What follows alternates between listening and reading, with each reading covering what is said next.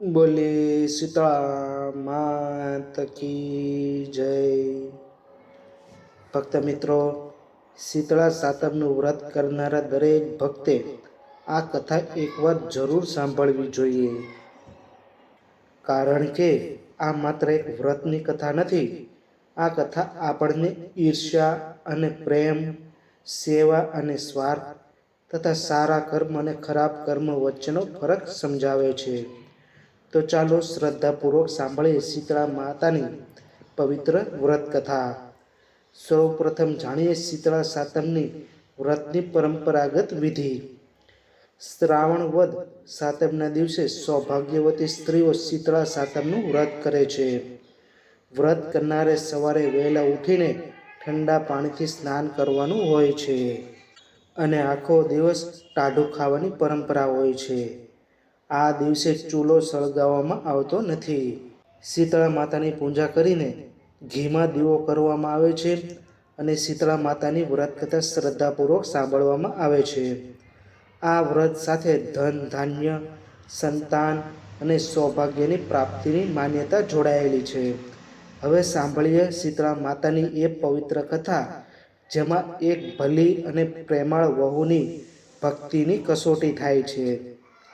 એક ગામમાં દેરાણી અને જેઠાણી પોતાની સાસુ સાથે રહેતી હતી।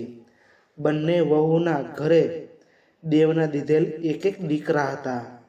મોટી વહુ ઈર્ષ્યાળુ હતી, જ્યારે નાનું વહુ ભલી, ભોળી અને પ્રેમાળ હતી। એક વખત શ્રાવણ માસમાં રાંધણછઠ દિવસ આવ્યો। સાસુએ નાની વહુને રસોઈ બનાવવા બેસાડી। નાની વહુ આખી રાત મહેનત કરીને રસોઈ બનાવી રહી હતી। મધરાત થઈ ગઈ હતી। એટલામાં ઘોડિયામાં સૂતેલો તેનો નાનો દીકરો રડવા લાગ્યો। દીકરાના રડવાનો અવાજ સાંભળીને નાની વહુએ પોતાનું બધું કામ પડતું મૂક્યું। તે દીકરાને લઈને થોડે દૂર આડે પડખે થઈ। આખા દિવસની મહેનત અને થાકના કારણે તેને જોત જોતામાં ઊંઘ આવી ગઈ, પરંતુ એ સમયે એક મોટી ભૂલ થઈ ગઈ હતી। ચૂલો સળગતો જ રહ્યો હતો। મધરાત પછી શીતળા માતા ફરવા નીકળ્યા। ફરતા ફરતા તેઓ નાની વહુના ઘરે પહોંચ્યા। શીતળા માતા સળગતા ચૂલામાં આળોટવા લાગ્યા, પરંતુ આ શું? જ્યાં શીતળા માતાના શરીરને ઠંડક મળવી જોઈએ, ત્યાં સળગતા ચૂલાની લાઈથી તેમનું શરીર દાઝવા લાગ્યું। શીતળા માતા આખા શરીરે દાઝી ગયા। તેમને ખૂબ દુઃખ થયું અને તેમણે નાની વહુને શાપ આપ્યો, જેવું મારું શરીર બળ્યું, એવું તારું પેટ બળજો। સવારે નાની વહુની ઊંઘ ઉડી। તેણે જોયું કે ચૂલો હજી સળગતો હતો, અને જ્યારે તેણે પોતાના દીકરા તરફ જોયું, ત્યારે તેના પગ નીચેથી જમીન ખસી ગઈ। ઘોડિયામાં સૂતેલો તેનો દીકરો મૃતદેહમાં હતો। તેનું આખું શરીર દાઝી ગયું હતું। નાની વહુ ફૂટી ફૂટીને રડવા લાગી। તેને તરત સમજાઈ ગયું કે જરૂર શીતળા માતા તેના ઘરે આવ્યા હશે અને તેમના શાપને કારણે આ દુઃખ આવ્યું હશે। તે રડતી રડતી પોતાની સાસુ પાસે ગઈ। તેણે સાસુને આખી વાત કહી। સાસુએ તેને સાંત્વના આપી અને કહ્યું કે બેટા, તું શીતળા માતા પાસે જા અને દિલથી પ્રાર્થના કર।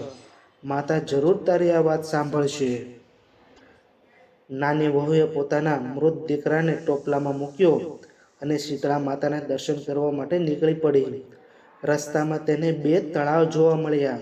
બંને તળાવ પાણીથી છલોછલ ભરેલા હતા, પરંતુ કોઈ તેમનું પાણી પીતું ન હતું, કારણ કે જે કોઈ તેમનું પાણી પીતું તેનું મૃત્યુ થઈ જતું। નાની વહુને જોઈને તળાવે પૂછ્યું, બહેન, તું ક્યાં જાય છે? નાની વહુએ જવાબ આપ્યો, હું શીતળા માતા પાસે મારા દીકરાના શાપનું નિવારણ કરાવવા જાઉં છું। તળાવે કહ્યું, બહેન, અમે એવા તે કયા પાપ કર્યા હશે કે કોઈ અમારું પાણી પીતા જ મૃત્યુ પામે છે? તું શીતળા માતા પાસે અમારા શાપનું નિવારણ પણ પૂછીને આવજે ને। નાની વહુએ તેમની વાત સ્વીકારી અને આગળ વધી। થોડે આગળ જતા તેને બે આખલા મળ્યા। બંને આખલાની ડોકમાં ઘંટીના પડ લટકતા હતા અને બંને એકબીજા સાથે સતત લડી રહ્યા હતા। નાની વહુને જોઈને આખલાએ પૂછ્યું બહેન, તું ક્યાં જાય છે? નાની વહુએ કહ્યું, હું મારા શાપનું નિવારણ કરવા શીતળા માતા પાસે જાઉં છું. આખલાઓએ કહ્યું, બહેન, અમે એવા કયા પાપ કર્યા હશે કે અમારે સદાય લડતા રહેવું પડે છે? તું શીતળા માતા પાસે અમારા શાપનું નિવારણ પણ પૂછતી આવજે. નાની વહુએ તેમની વાત પણ સ્વીકારી. આગળ જતાં તેને એક બોરડીના ઝાડ નીચે એક ડોશીમાં બેઠેલા જોવા મળ્યા. ડોશીમાં પોતાના માથામાં ખંજવાળતા હતા. નાની વહુને જોઈને ડોશીમાએ કહ્યું, બહેન, મારા માથામાં બહુ ખંજવાળ આવે છે, જરા જોઈ આપને. નાની વહુ પોતે ખૂબ જ દુઃખી હતી. તેને ટોપલામાં તેનો મૃત દીકરો હતો. તેને ઉતાવળ પણ હતી, પરંતુ તેણે ડોશીમાની વાત નકારી નહીં.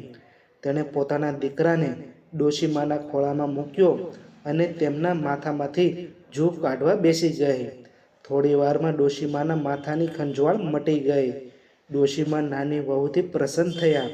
તેમણે આશીર્વાદ આપતા કહ્યું કે જેવું મારું માથું ઠર્યું એવું તારું પેટ ઠરજો. અને આટલું બોલતા જ એક ચમત્કાર થયો. ડોશીમાના ખોળામાં પડેલો નાની વહુનો મૃત દીકરો સજીવન થઈ ગયો. નાની વહુ આ જોઈને આશ્ચર્યચકિત થઈ ગઈ. તે તરત સમજી ગઈ કે આ ડોશીમાં બીજું કોઈ નહીં પરંતુ સ્વયં શીતળા માતા છે. તે માતાના ચરણોમાં પડી ગઈ. તેણે શીતળા માતાની ખૂબ જ ભક્તિપૂર્વક પ્રાર્થના કરી. ત્યારબાદ તેણે રસ્તામાં મળેલા બંને તળાવના શાપ વિશે પૂછ્યું. શીતળા માતાએ કહ્યું, પૂર્વજન્મમાં આ બંને તળાવ શોક્યો હતી અને રોજ ઝઘડ્યા કરતી હતી. તેઓ કોઈને શાક કે છાશ આપતી નહીં, અને જો આપતી તો તેમાં પાણી નાખીને આપતી. આથી આ જન્મમાં તેમનું પાણી કોઈ પીતું નથી. ત્યારબાદ માતાએ નાની વહુને કહ્યું, તું તેમનું પાણી પીજે, જેથી તેમના પાપનો નાશ થાય. નાની વહુએ માતાની આજ્ઞા પ્રમાણે તળાવનું પાણી પીધું. તેણે પાણી પીતા જ તળાવનો શાપ દૂર થયો અને ત્યારબાદ બધા લોકો તેમનું પાણી પીવા લાગ્યા. હવે નાની વહુએ બંને આખલાઓના શાપ વિશે પૂછ્યું. સીતાએ કહ્યું, ગયા જન્મમાં આ બંને દેરાણી જેઠાણી હતી. તેઓ એટલી બધી ઈર્ષાળુ હતી કે કોઈને દળવા ખાંડવા દેતી નહોતી. આથી આ જન્મમાં તેઓ આખલા બન્યા છે અને તેમની ડોકમાં ઘંટીના પડ લટકે છે. માતાએ કહ્યું, તું તેમની ડોકમાંથી ઘંટીના પડ છોડી નાખજે, આથી તેમના પાપ દૂર થશે. નાની વહુએ માતાના આશીર્વાદ લીધા. પોતાના સજીવન થયેલા દીકરાને લઈને તે ઘર પાછા જવા નીકળી. રસ્તામાં તેને ફરી પેલા બંને આખલા મળ્યા. નાની વહુએ તેમની ડોકમાંથી ઘંટીના પડ છોડી નાખ્યા. ઘંટીના પડ છૂટતા જ બંને આખલાઓએ લડવાનું બંધ કરી દીધું. ત્યારબાદ નાની વહુ આગળ વધી અને પેલા બંને તળાવ પાસે પહોંચી. તેણે શીતળા માતાની આજ્ઞા પ્રમાણે ખોબો ભરીને તળાવનું પાણી પીધું. તળાવનો શાપ દૂર થયો અને ત્યારબાદ લોકો તેમનું પાણી પીવા લાગ્યા. નાની વહુ પોતાના સજીવન થયેલા દીકરાને લઈને ઘરે પાછી આવી. તેણે પોતાની સાસુને શીતળા માતા સાથે થયેલી આખી વાત કહી. આ વાત સાંભળીને ઘરના બધા જ લોકો ખૂબ પ્રસન્ન થયા. પરંતુ નાની વહુની જેઠાણીને આ વાત સાંભળીને ખુશી થઈ નહીં. તેને નાની વહુની ઈર્ષા થઈ. બીજા શ્રાવણ માસમાં ફરી રાંધણછઠનો દિવસ આવ્યો. જેઠાણીએ વિચાર્યું, નાની વહુને શીતળા માતાએ દર્શન આપ્યા અને તેનો દીકરો પણ સજીવન થઈ ગયો. હું પણ એવું જ કરીશ તો કદાચ શીતળા માતા મને પણ દર્શન આપશે. આ વિચારથી તેણે પણ રાત્રે ચૂલો સળગતો રાખ્યો અને સૂઈ ગઈ. મધરાત થતાં શીતળા માતા ફરતા ફરતા મોટી વહુના ઘરે પહોંચ્યા. તેઓ સળગતા ચૂલામાં આળોટવા લાગ્યા. આથી શીતળા માતાનું શરીર દાઝી ગયું. માતાએ જેઠાણીને પણ શ્રાપ આપ્યો, જેવું મારું શરીર બળ્યું તેવું તારું પેટ બળજો. સવારે જેઠાણીએ ઉઠીને જોયું તો ઘોડિયામાં તેનો દીકરો મૃત્યુ પામેલો હતો. પરંતુ આ દુઃખદ ઘટના જોઈને પણ જેઠાણીના મનમાં નાની વહુ પ્રત્યેની ઈર્ષા જ હતી. તે પણ પોતાના મૃત દીકરાને ટોપલામાં લઈને શીતળા માતાને મળવા નીકળી પડી. રસ્તામાં પેલા તળાવોએ તેને પૂછ્યું, બહેન, તું ક્યાં જાય છે? જેઠાણીએ ગુસ્સાથી જવાબ આપ્યો, તમારે શું પંચાત?